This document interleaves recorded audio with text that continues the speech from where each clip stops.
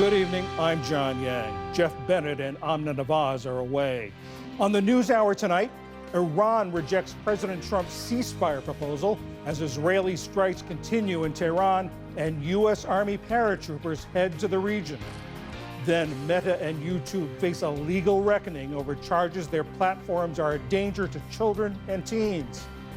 And an immigrant woman detained in the United States before being deported to Equatorial Guinea speaks out about her treatment. They want to remind you, you are a migrant, you are black, you don't have the rights. Before I came to America, I think America is the land of rights.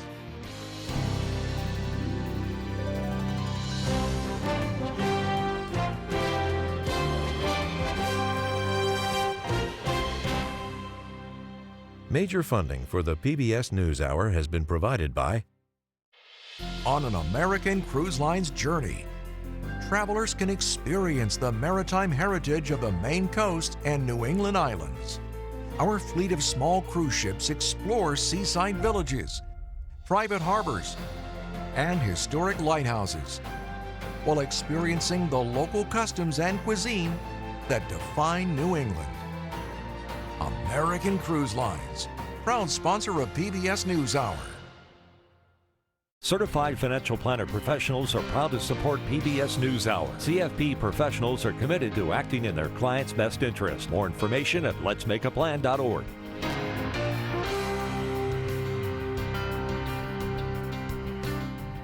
the Judy and Peter Bloom Kovler Foundation, upholding freedom by strengthening democracies at home and abroad. The Ford Foundation, working with visionaries on the front lines of social change worldwide. Friends of the News Hour, including Nell, Martha, and Mary Minow, in honor of the life and legacy of their parents, Newton and Josephine Baskin Minow, and Julie and Robin Powell, through Fidelity Charitable. Art Collins and Sophia Shaw, through the Arthur D. Collins Jr. Foundation, and George D. Hanby III. And with the ongoing support of these institutions. This program was made possible by the contributions to your PBS station from viewers like you. Thank you. Welcome to the NewsHour. There are two major stories we're tracking tonight. One is a landmark decision handed down against social media companies. But the ongoing war with Iran is where we begin again tonight. Now in its fourth week, there were more diplomatic efforts today to end the war, though airstrikes and counterstrikes continue unabated throughout the region. White House correspondent Liz Landers begins our coverage. Across the Middle East, the flames of war are still burning furiously and with no end in sight after Iran apparently rejected an American ceasefire proposal. Iran's military today showing no willingness to negotiate. Our first and last word has been the same from day one, and it will stay that way. Someone like us will never come to terms with someone like you. Not now, not ever. The proposal had been confirmed earlier today by Pakistani officials involved in mediation efforts. They said it had 15 points that reportedly included sanctions relief for Iran, but only if Iran rolled back and allowed monitoring of its nuclear program, limited its missile capacity, and ended its blockade of the Strait of Hormuz. The narrow passageway has been backlogged for weeks amid Iran's relentless strikes on energy targets. Iran countered with its own demands, like allowing it to continue its chokehold of the strait, as well as reparations for the war. Those are likely non-starters for the U.S. at the negotiating table. In Washington today, White House Press Secretary Caroline Leavitt cautioned reporters on the accuracy of the reports of that original U.S. proposal, but would not go into detail.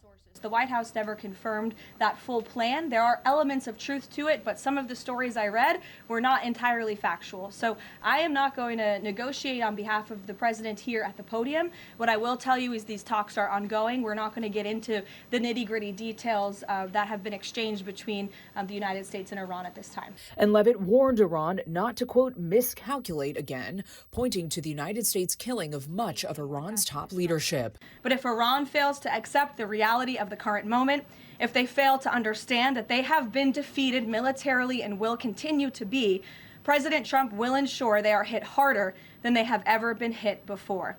President Trump does not bluff, and he is prepared to unleash hell.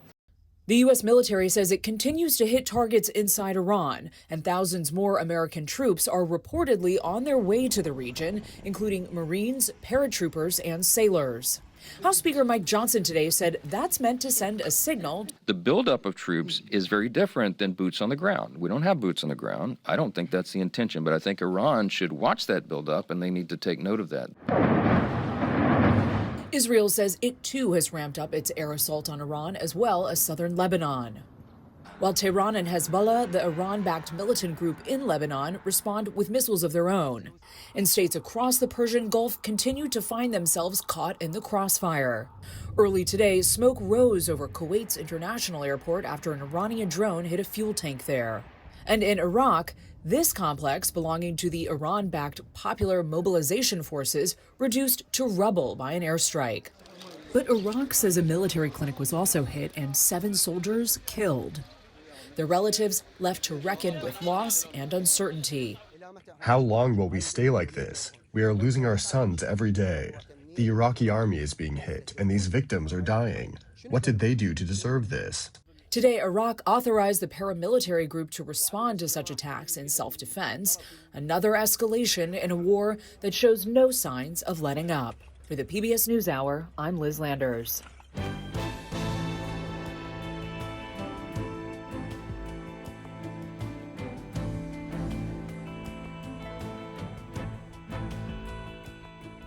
In a span of less than 24 hours, juries returned historic verdicts in a pair of high-profile lawsuits accusing big tech companies of putting children and teens in harm's way on their social media platforms.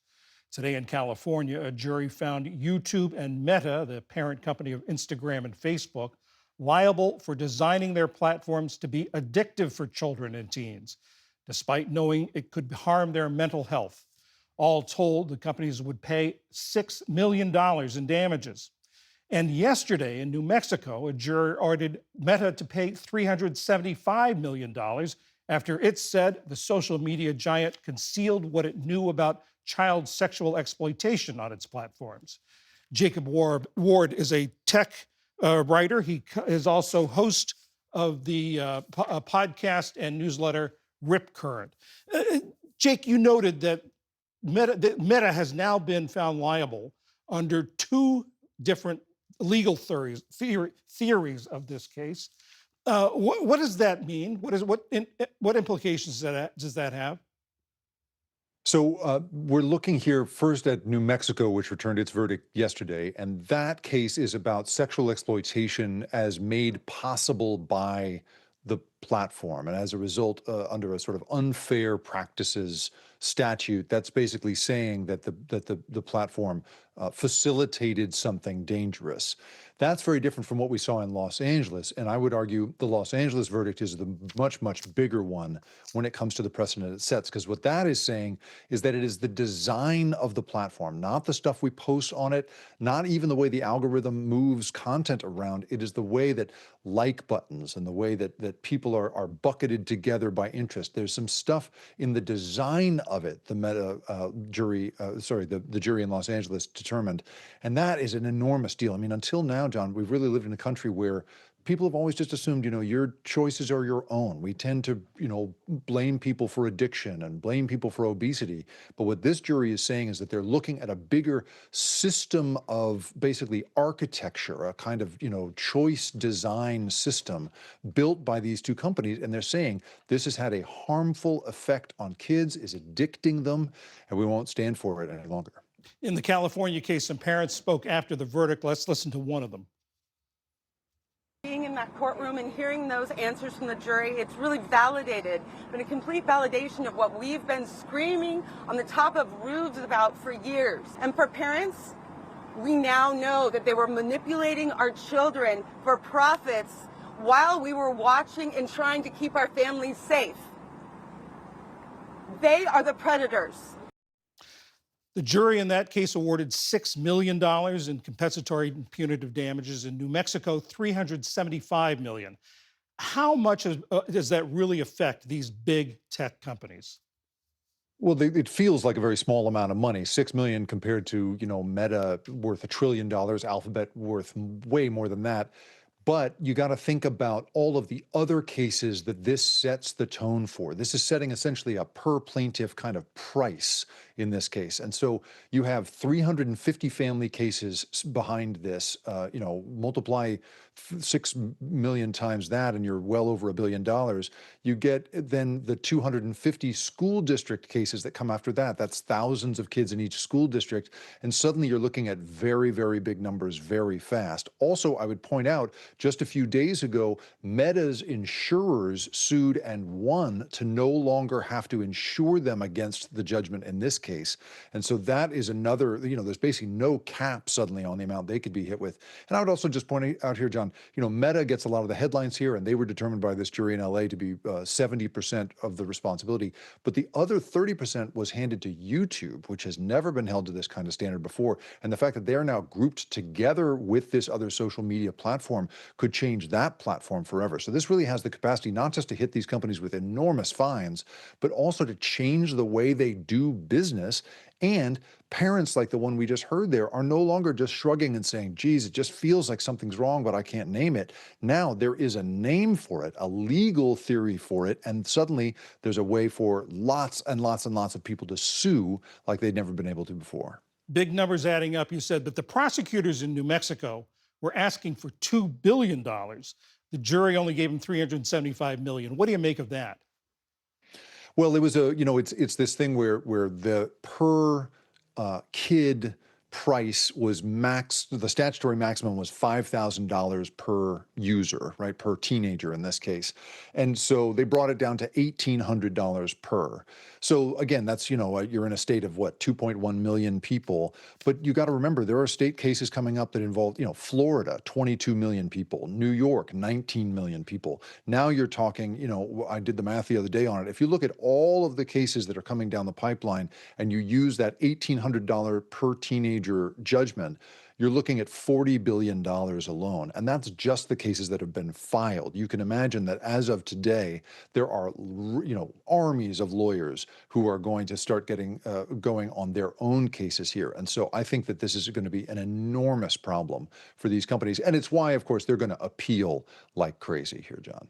Appeal. The Meta releases statements today. They said they, quote, respectfully disagreed with both verdicts, and that they would appeal in New Mexico and were evaluating their legal options in California. What was the company's defense? What do they say to these allegations that their platforms are causing harm? Well, they have always argued that the misbehavior is not their fault when it comes to what happens on the platform. And they have, they tried in the Los Angeles case to say that this plaintiff, this kid, had all of these difficulties. And she did. She had a whole host of problems in the home and a history of some mental health issues. But what really has now happened is we're seeing instead a jury say, oh, well, it's not that they caused that. It's that they managed to make a vulnerable kid worse. And that is a very different standard than what Meta has been arguing and YouTube have been arguing all of this time. And so and the big thing here, John, right, is that they have been protected behind both the First Amendment and something called Section 230, which is a big blanket immunity for social media companies, makes them not liable for the crazy stuff that you and I might post there. That has been the core of the defense, the big legal wall built around them forever. Suddenly, these two cases, which step around those issues and get into the question of design and behavior modification by design, suddenly we're in a very new landscape that I think these companies are going to have a very difficult time arguing against. Tech journalist Jacob Ward, thank you very much.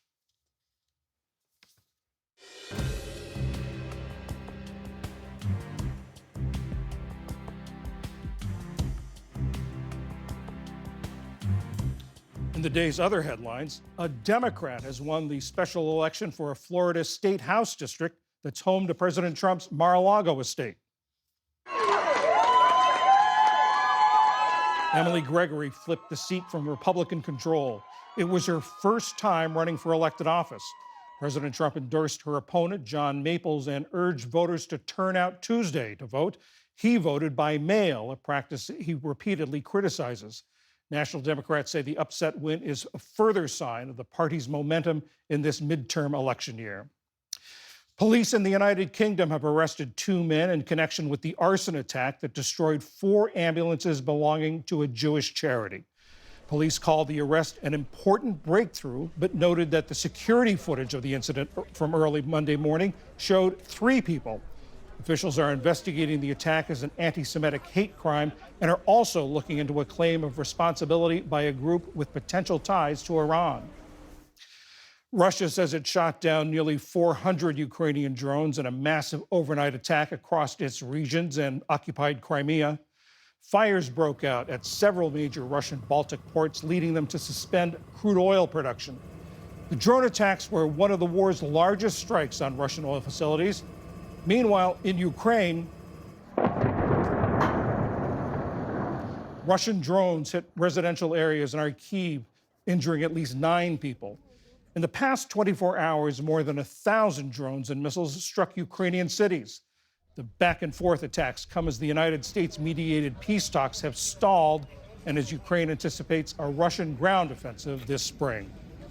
A unanimous Supreme Court sided with Cox Communications today, ruling that the internet service provider is not liable for the copyright violations of its customers, namely illegally downloading music. More than 50 music labels, led by Sony Music Entertainment, banded together in 2018 to sue Cox. They claimed the company didn't do enough to deter piracy or cut off internet access for bad actors. The court's decision said Cox did not induce its users to break the law and didn't provide a service tailored to infringement. The Justice Department has settled a lawsuit with President Trump's former national security advisor, Michael Flynn. Flynn pleaded guilty during Mr. Trump's first term to lying about the FBI about conversations he had with a Russian diplomat. Trump later pardoned him. The settlement was not disclosed, but Flynn had sought $50 million in a lawsuit against the Justice Department, claiming a malicious prosecution. Attorney General Pam Bondi has been a vocal critic of the Russia investigation in which Flynn was charged. 2 federal agencies are taking steps in response to higher fuel prices. One of them is the Environmental Protection Agency. Today, the EPA announced it will allow gas stations to sell higher ethanol fuel temporarily this summer in hopes of bringing down gas prices. The slightly cheaper blend is usually reserved for winter because it evaporates easily in the summer heat and makes air pollution worse. Separately, the U.S. Postal Service says it's placing a temporary 8% price hike on some deliveries effective next month to cover higher fuel costs. The Post Office will join other carriers like FedEx and UPS that have already imposed fuel surcharges. And on Wall Street, hope for a possible end to the war with Iran pushed stocks higher again today. The Dow Jones Industrial Average gained 300 points, while the NASDAQ advanced by nearly 0.8%, and the S&P 500 rose by 0.5%. Still to come on the NewsHour, Senate Republicans push a new plan to fund Homeland Security and end the partial government shutdown. Emergency workers in Lebanon face a deadly challenge to aid civilians amid ongoing Israeli attacks. And we examine the effect of Australia's pioneering social media ban for teens. This is the PBS News Hour from the David M. Rubenstein studio at WETA in Washington, headquarters of PBS News. With the Department of Homeland Security shut down now at 40 days, TSA checkpoints are strained and workers face another missed paycheck. On Capitol Hill, we've started to see some action, but no deal so far. Congressional correspondent Lisa Desjardins is here to help us understand. Lisa, there seems to be something going on, offers, counteroffers. Where do things stand now? Right. Well, remember, as I say, things can change quickly, but right now it is a bit of a mess. The key idea is still there, to fund most of DHS except for ICE enforcement. That's the part of the agency that Democrats want to reform. But there are some sticking points. Let's look at those. First of all, Democrats are leery of funding Customs and Border Protection and other sub-agencies that help ICE without any reforms. And the latest GOP offer does not include significant reforms. Now, Democrats want some things that Republicans flatly reject, like requiring tougher warrants and no masks. Now, the top level officials working on this here are the big names, President Trump, Leader Thune, and Leader Schumer. But those leaders, each party, John, have rejected each other's offers. Now, it's easy to look at that, but I want to tell people that there is something else to look at beneath the surface to figure out what's happening here. For example, meetings like one I saw on the Senate floor today between a few senators, including Katie Britt, you can see them there in the top corner, and 4 key Democrats. Individual senators are trying to work out a deal. So don't pay attention to the back and forth necessarily of the leaders. That's usually part of the process. I spoke to 2 of the senators in that floor meeting, and they confirmed, yes, there are many conversations going. There is reason to hope because there are a lot of senators who want to figure this out. Of course, we've seen headlines, pictures about the long TSA lines at airports. How else are people feeling this? Let's start right away with the DHS workers, everything from TSA to FEMA to the Coast Guard. First of all, most of those workers, again, miss another paycheck at the end of this week. This is their 3rd shutdown of the fiscal year. And I did the math, by the way, John, and what this means is those workers, about 100,000 of them, have had intermittent pay freezes for almost half of their fiscal year so far. Now, they will get back pay, but as a TSA administrator told Congress today, that doesn't help them with the bills now. Many in our workforce have missed bill payments, received eviction notices, had their cars repossessed and utilities shut off, lost their childcare, defaulted on loans, damaged their credit line, and drained their retirement savings. Some are sleeping in their cars, selling their blood and plasma, and taking on second jobs to make ends meet, all while being expected to perform at the highest level when in uniform. Another effect, the Coast Guard commandant said today that they aren't paying their contractors and they're worried they might not get fuel deliveries and literally the lights may be turned off. You're becoming an expert on these government shutdowns. How do you see this going on? Any prospects of this ending anytime soon? Let me shock you because I think the dynamics actually matter and there could be a solution. Let's look at those dynamics again very quickly. First of all, again, workers missing a paycheck this week. That'll be a month of missed pay. Congress is due to leave for a 2-week recess at the end of this week. And of course, John, spring travel is happening for families all across the country. Those are pressure points. And most of all, I see Democrats and Republicans who want a solution talking to each other. So stay tuned. Congressional correspondent Lisa Desjardins. We certainly will be stayed tuned.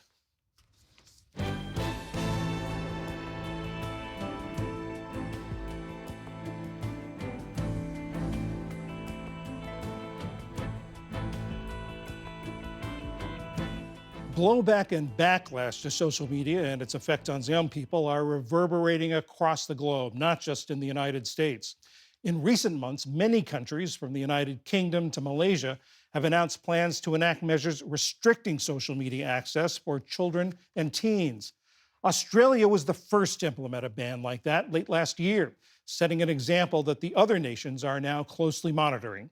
Stephanie Tsai reports on what that pioneering ban looks like for teens today. In Brisbane on a recent weekend, the Dolezal family sat down together for lunch. On the menu, pizza and salad, but off the table, screens. Lauren Dolezal, like many parents, tries to limit the amount of time her 2 kids, 12-year-old B and 11-year-old Josie, spend on their devices. What are your concerns about your kids being on screens and on social media?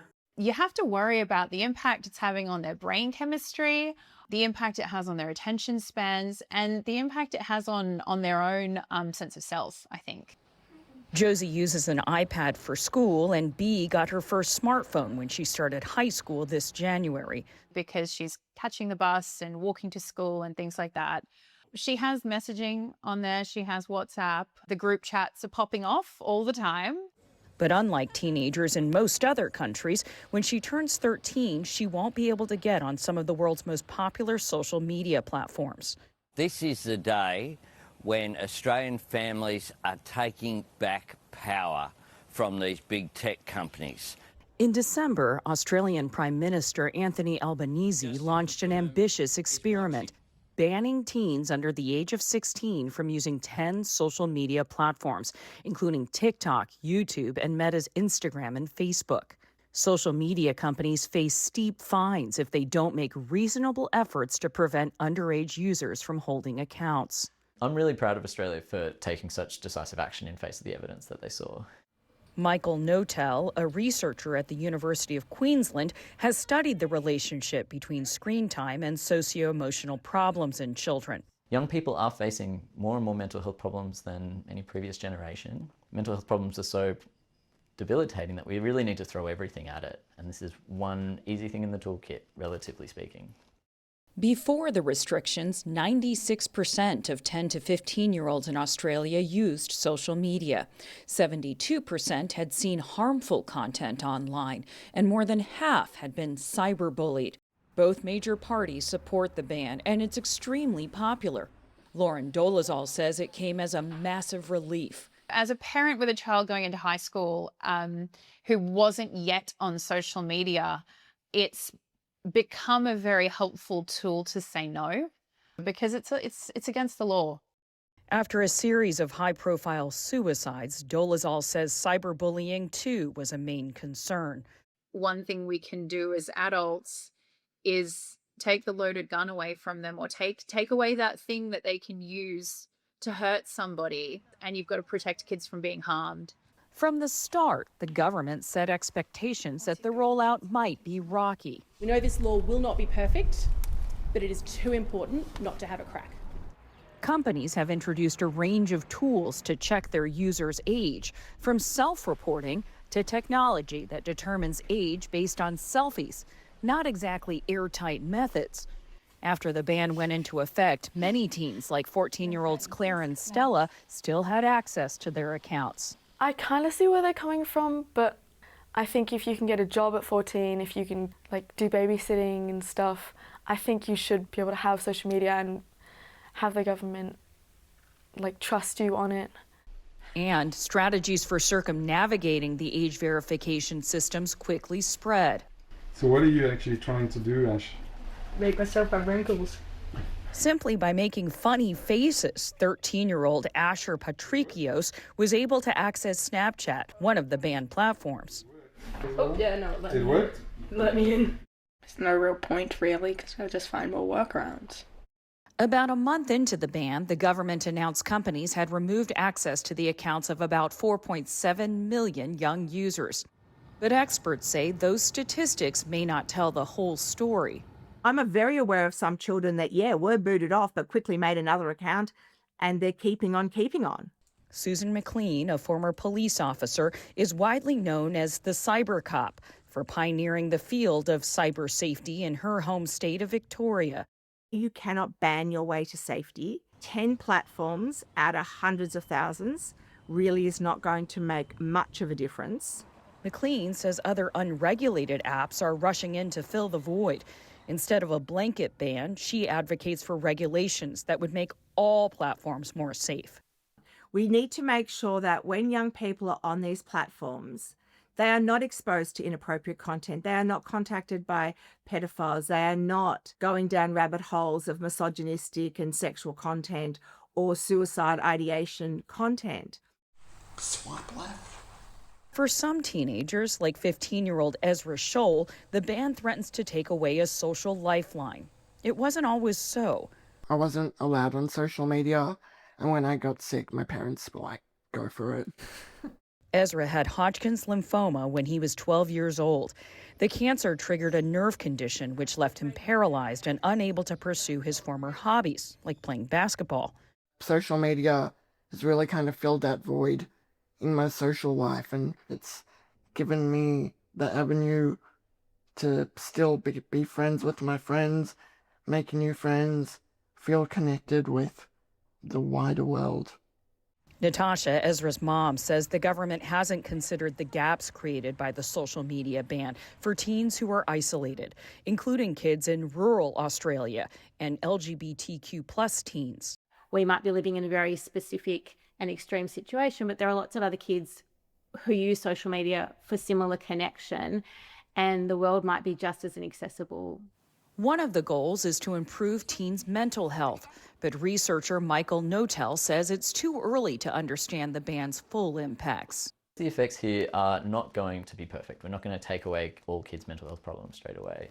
It's going to take time to find this out. It could take over a year to know whether or not this is having the benefits people expect.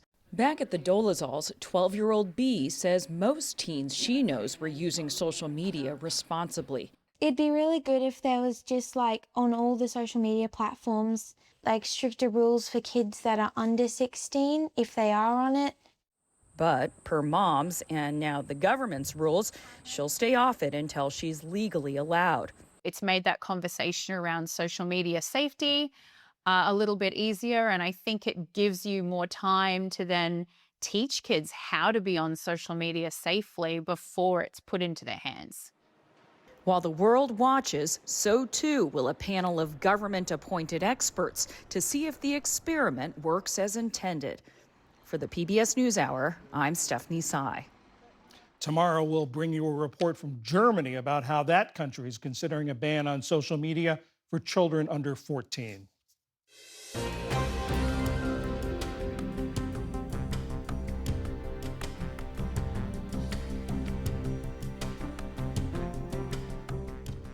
We return now to the state of the war with Iran and the diplomatic efforts to end it. For that, we get two perspectives. Ray Takai is a senior State Department advisor on Iran during the Obama administration. He's now a senior fellow at the Council on Foreign Relations. He was born and raised in Iran, but moved to the United States just after the revolution in 1979. And Alan Iyer served on the U.S. government for 4 decades. He was part of the Obama administration's negotiating team for the Iran nuclear deal, which President Trump pulled out of in 2018. He's now at the Middle East Institute. Alan, I'd like to start with you. We've seen this exchange of proposals, 15 points from the United States, 5 points from Iraq. What's from Iran? What's going on here? Well, I think each side is floating its maximalist red lines, so the other side is up to date on what it would take to begin to wind down this war. The bad news is that these red lines are even farther apart than they were before the war started. So no direct negotiations, but messages are being passed. Ray, how do you see it? I think Alan is right that at this particular point, a diplomatic agreement is not apparent given how far apart these points are. But the very fact that both parties are offering points of negotiations, however maximalist or even absurd they may be, perhaps indicates a propensity to look for some sort of an off-ramp in an impasse that they both find themselves. Alan, you say there's unlikely to be a diplomatic solution, but are they at least going to talk and negotiate? Oh, there won't be direct negotiations. I find that highly improbable. The foreign minister of Iran just today said direct negotiations are out of the question. And there won't be a ceasefire because Iran loses momentum if they have a ceasefire and then negotiate. So the fight will continue and messages will continue to be passed. The problem is the economy is going to get a lot worse faster than the two sides will get closer to an agreement. So the dynamic is not a favorable one. Ray, do you see these messages passing back and forth narrowing the gap? I'm not sure if they're narrowing a gap in terms of resolution of the conflict, but the President Trump, has the capability of presenting almost anything as a victory, and he does have a story to tell. So the very fact of negotiations taking place can potentially be a prelude to some sort of a ceasefire, or at the very least, curb escalation, such as attacking Iran's power infrastructure. That would be humanitarian catastrophe. Alan, by all accounts and by what we see, that Iran is getting pummeled by this United States and Israeli bombing. Among the demands that Iran is making, according to reports, are that Israel and the United States stop the attacks before they enter into negotiations. And Iran says it will end the war at a time of their choosing. What does this say about Iran? I mean, are they able to withstand this assault? Easily. I mean, in a way, paradoxically, Iran is winning because they're taking what the U.S. is throwing at it and maintaining a chokehold on the Strait of Hormuz. So this is Iran's plan, to take a beating, but still maintain enough kinetic ability to threaten the strait and also to escalate if the U.S. chooses to escalate. So the status quo, to a large part, is on Iran's side. because this economic situation is only going to get worse as long as ships are not passing through the strait. Status quo on Iran's side, Ray. What do you think? I don't think, here I disagree with Alan. I don't think Iran is winning. Its conventional military capability has been blown up almost to the point of obsolescence. Its nuclear program is buried in rubble. And all the problems that Iran had before this war, which were unimaginable in terms of economic, ecology, and popular uprising, all those problems have even worsened. This is not a formula for success for a regime whose support base is narrow and is skies open to American and Israeli attack almost at the time of their choosing. Alan, from the United States perspective, or the United States side, what's been accomplished? Well, again, you can pick among President Trump's statements as to the purpose of the war, but we have, for now, destroyed Iran's ability to project power beyond its own borders. So if I were President Trump, I would take that as a win and walk away. The problem is we have increased Iran's desire to project power past its borders. In other words, to have effective strategic deterrence. And now as Iran has found a new possible way of strategic deterrence, which is controlling the Strait of Hormuz. So that's where we stand today. Ray, both the Israelis and the president have said that they want regime change. They're hoping that the Iranians will rise up after this pummeling that they're getting. How likely do you think that's to happen? The theory of the case for the Israelis, and sometimes, as Alan said, the Americans, is that the regime's coercive apparatus, the security services, have been so degraded that when an opposition movement reemerges, and I think it inevitably will, it will have a greater chance of success than it did previously. There is something to that. I am not prepared to reject it. It has not been tested, but the Islamic Republic will face another protest movement, and we'll see if it still has the capacity to conduct the killing spree like it did last time. The Israelis and many Americans hoping that it will not. It remains to be seen, but I don't think the logic of that argument should be dismissed. Alan, how do you see this ending? I see this ending as, I don't think we'll get a negotiated solution. I think the U.S. will declare victory and in effect just stop the kinetic attacks and convince Israel to stop. Iran will continue for a little while longer, and then there'll be a new modus vivendi worked out in terms of the Strait of Hormuz with the Gulf allies. So it'll be a slow and ugly ending, and the Middle East and the Gulf will never go back to the way it was before. Ray, what about you? How do you see this ending? I largely agree with Alan that status quo ante in the Gulf will not be the same. The Iranians have proven that with primitive technology, they can obstruct the critical passageway in terms of maritime commerce, in terms of global commerce. So the results of this war will be messy, but coming out of this war, Iran will be in very difficult shape. Gentlemen, we got to leave it there. Ray Takei and Alan Iyer, thank you both very much. Thank you.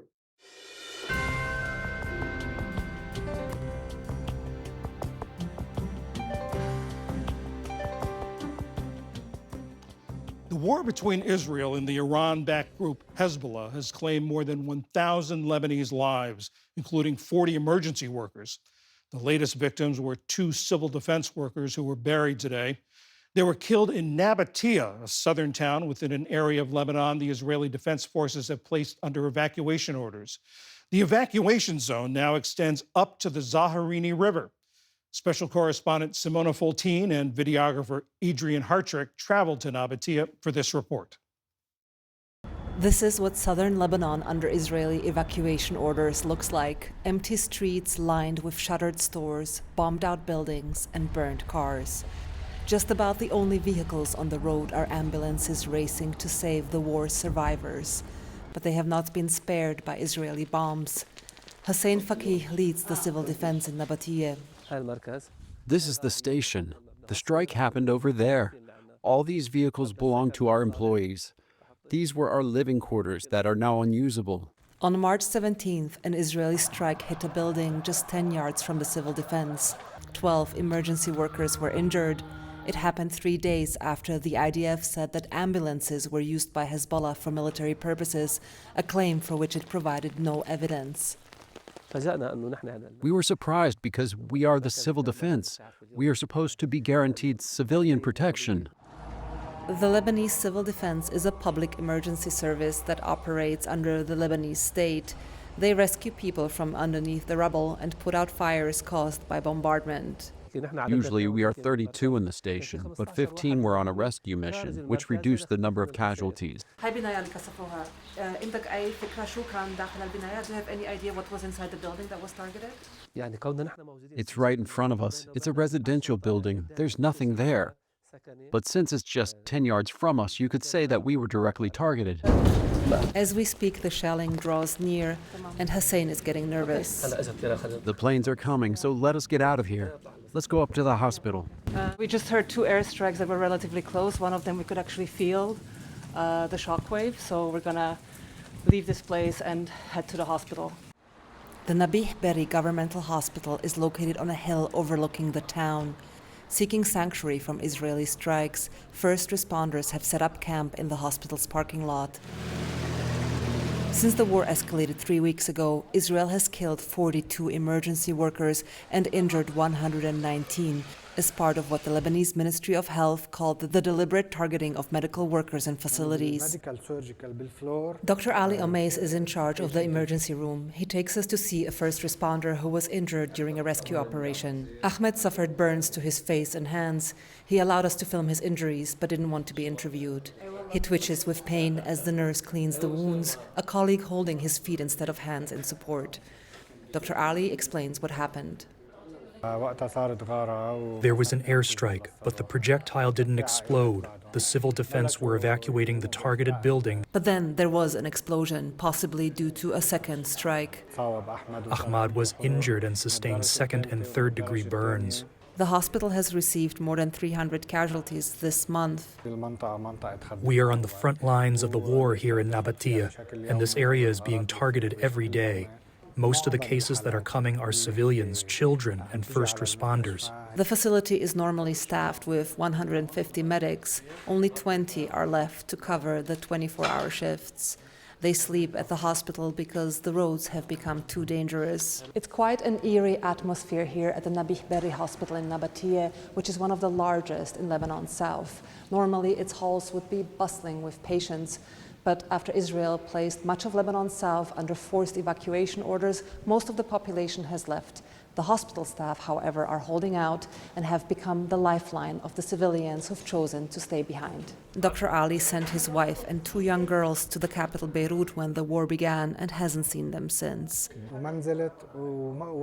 I haven't taken a day off to see my family, and I won't until the war is over, because I don't want to put them at risk.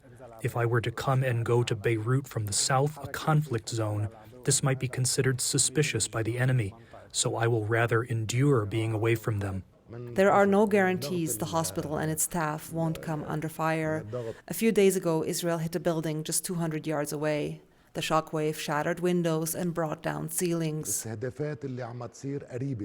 The shelling has been close to the hospital, not directly at the hospital. I don't know if they were targeting someone or if it was a message. Despite Israel's forced evacuation orders, Director Hassan Wazni is determined to stay put. We as a hospital, under international law, we are working under all conditions, war or peace. So we are staying here and we will continue to work. But international law no longer offers the protection it once did. Israel has already struck 5 medical facilities in 3 weeks, a figure that is bound to rise as the war shows no sign of slowing. For the PBS News Hour, I'm Simona Foltin in Nabatea, southern Lebanon. The NewsHour requested comment from the Israeli Defense Forces on the strikes in southern Lebanon, detailed in Simona's report. They did not respond.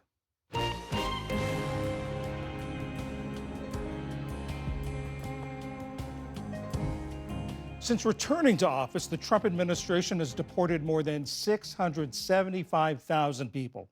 A federal judge recently allowed the government to continue deporting undocumented immigrants to countries other than their country of origin.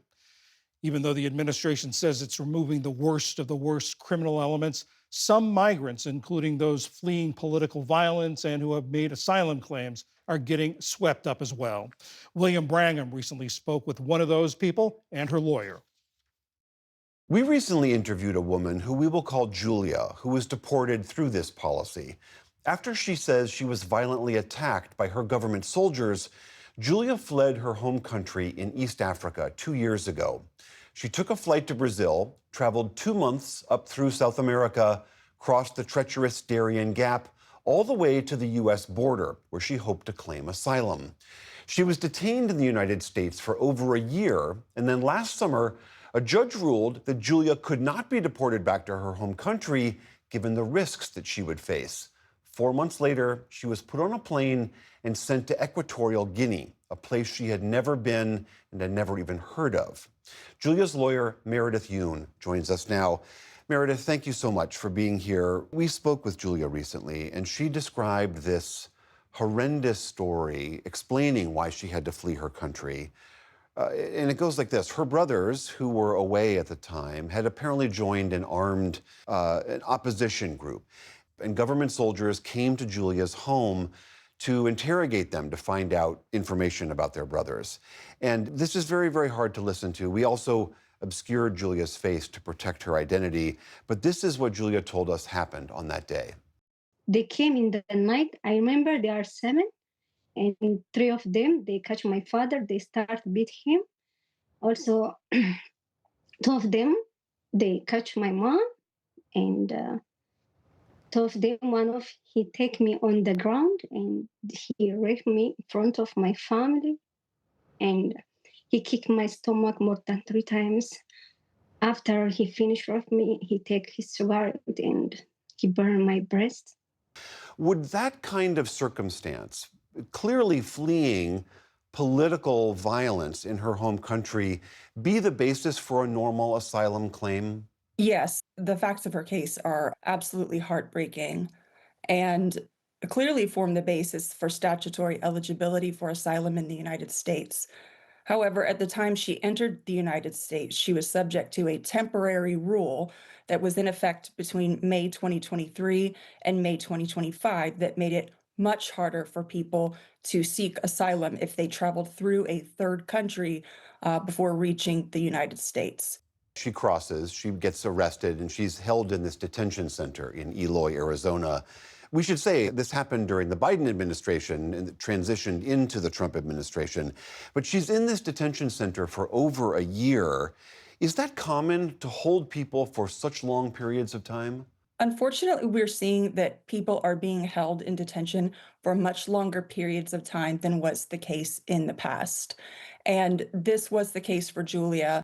Under the Trump administration, we've been seeing that when people are granted relief, ICE is continuing to hold them in detention for months and months after they've already won protection in their case. This particular detention center has been criticized for some pretty grim conditions. This is what Julia described about her conditions there. Every single minute, every single day, they want to remind you, you are a migrant, you are Black, you don't have the right. You, in America, I don't know, before I came to America, I think America is the land of rights, everything is became good for people. Human rights is very important thing, but you go to jail? No. 1 year, 2 months, every single day, they remind me I'm migrant. What else did Julia tell you about her experience in that center? It's horrible to hear the experience that Julia went through in detention. And sadly, it is endemic to the immigration detention system in the United States. Conditions are just absolutely terrible. ICE is not held accountable for conditions that they have in their detention centers. They called her names, they insulted her, they called her trash, they were racist, just absolutely horrific treatment. She finally did get a court hearing, and she was granted this withholding of removal. Can you again explain what that is and what that meant with regards to her status? Under the Immigration and Nationality Act, the U.S. may not deport a person to a country where their life or freedom would be threatened. And when a person has proved that that is likely to be the case, it is mandatory that they may not be sent to that country. So she is then sent 4 months later to Equatorial Guinea, which she has no connection to whatsoever. We reached out to DHS for a comment, and a spokesperson said the judge ruled that she could be removed and to anywhere, as you say, but her home country. And DHS said, quote, "We are applying the law as written. If a judge finds an illegal alien has no right to be in this country, we are going to remove them, period." How do you respond to that? Under the Immigration and Nationality Act, which is the act passed by Congress that contains almost all U.S. immigration law, there are specific procedures that lay out what countries a person may be deported to. It's not the case that DHS may just deport anyone to any country they please. They have to go through a specific process and follow specific steps. That is not what happened in Julia's case. That is not what happened in nearly all of the cases that we are aware of where someone was deported to a third country. In Julia's case, she was deceived, she was lied to, she was told that she was being actually deported to her country of origin, not to Equatorial Guinea. She did not find out until the plane was in the air and well into its journey that she was being deported to Equatorial Guinea. The idea, I take it, is that we send people to a third country with some understanding that they will not be mistreated in that country. Do we have any idea as to what arrangement America has with Equatorial Guinea? The agreement between the United States and Equatorial Guinea has not been made public. I have not seen it. What we do know, based on what we've seen in Equatorial Guinea and elsewhere, is that these arrangements typically are not intended to be, sending someone to a new country for that to become their home. Instead, they are stuck between impossible alternatives: to remain detained indefinitely or to be sent on back to the very country they fled and where they would face danger. So it is a continuation of the cruel policy of detaining people who are coming to seek protection from legitimate violence in their countries of origin. Meredith Yoon, thank you so much for talking with us. Thank you so much for having me. Finally tonight, we meet a woman in South Africa who's working to empower older women in her country. There, the average life expectancy is in the early to mid 60s. In tonight's Brief but Spectacular, she talks about how her own cancer diagnosis inspired her to help change lives. The day I was told that I have cancer, I was in a shock. It was not okay. But let me tell you something. One day I decided to, because the doctor will always tell me to exercise. And I said, okay, I can walk. As I was walking, one granny was greeting me and said, I have a problem. And I said, no, come join me. And then as we were walking, another one joined us. Remember, they are telling me their problems. And we ended up at the soccer field. I was very tired, under a shade. Boys were playing somewhere there. The ball came to us. So one granny decided to kick the ball. She missed, but she kept on running. The other one joined, said, I can, I'm better than you. She missed. And the boys came there, they were laughing and they tried to play with the grannies. And the next day, I received a call from one granny. She said, Mama Becca, yesterday it was nice. I enjoyed. I came back, I slept like a baby. Can we do it again? I said, it's okay, let's go there. This is our time to enjoy. Any granny who is at home, they know what I'm telling them. Look at where we are today. We are famous. The grannies who plays football. We have more than 250 teams, and almost every day they are joining. The mission of the team is for us to live healthy and longer, because by exercising, it helps us a lot. My motto is that at our age, we just want to enjoy. Like when we are 16, we make time for ourselves, and it's healthy, and we are enjoying that. My name is Becca Ntsamwisi. This is my brief but spectacular take on empowering the soccer grannies. And that is the News Hour for this Wednesday. I'm John Yang. For all of my colleagues, thanks for joining us. Major funding for the PBS News Hour has been provided by Cunard is a proud supporter of public television. On a voyage with Cunard, the world awaits. A world of flavor, diverse destinations, and immersive experiences. A world of leisure and British style. All with Cunard's White Star service.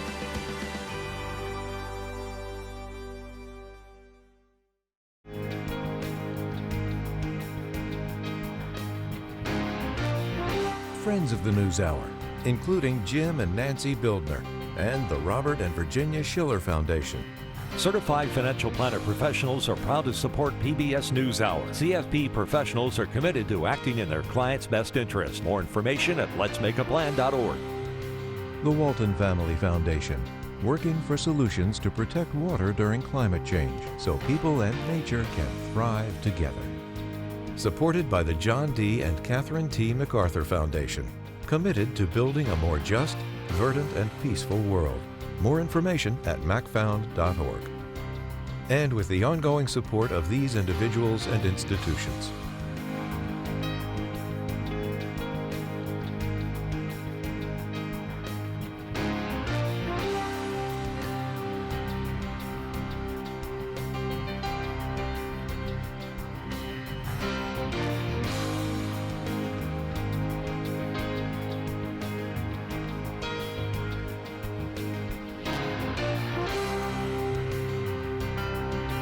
This program was made possible by the contributions to your PBS station from viewers like you.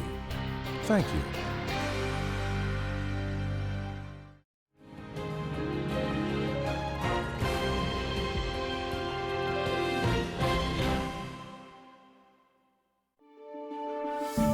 You're watching PBS.